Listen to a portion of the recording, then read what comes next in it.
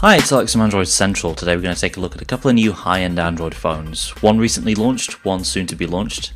So here we've got the new HTC One and the Sony Xperia Z, new flagships from HTC and Sony, and two really different devices.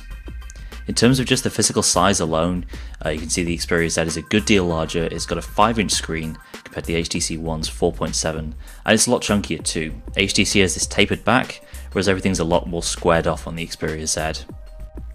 Materials are very different too. Sony has this glass-backed construction with soft touch plastic around the sides, and HTC's gone with an aluminium unibody instead. The Xperia Z is a nice looking phone, but I think HTC wins on build quality, and the unibody design really is that good.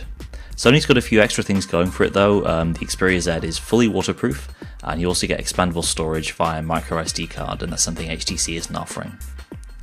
The screens themselves are both 1080p panels. Sony's is the standard LCD that's calling a full HD reality display.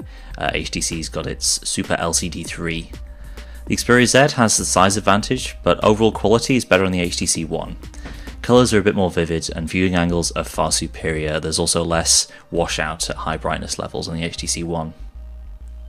So on the HTC One you've got these crazy and extremely loud and bassy boom sound speakers on the front, as opposed to the side speaker on the Xperia Z. The speaker on the Z isn't actually bad, and it's got xLoud software to improve its volume, but it's nowhere near what HTC offers. On the inside, HTC takes the lead too. The HTC One has a Snapdragon 600 chip powering it, whereas the Xperia Z runs a slightly older Snapdragon S4 Pro. And going from one to the other, you'll see a slight performance edge that gives the HTC One. When it comes to connectivity, it's kind of a wash. Both phones support 42 megabit HSPA as well as 4G LTE. On the Wi-Fi side, the HTC One supports the new 802.11ac Wi-Fi standard, which is a bonus if you want to connect to super fast Wi-Fi networks. On the software side, both running Android 4.1.2 Jelly Bean. Sony has more of a traditional Android UI with on-screen buttons, a dedicated multitasking key, and easy access to Google Now through the swipe up shortcut. Being a Sony phone, you also get all your various Sony services preloaded. The HTC One's a bit more unique, and there are two capacitive keys down below, and the Sense 5 UI is a little further removed from vanilla Android.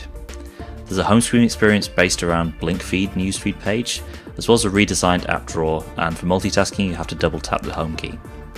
So Sony is definitely closer to the stock Google experience, but Sense 5 is more responsive with absolutely no lag, and perhaps a bit more user-friendly than the stock minimalist Sony UI.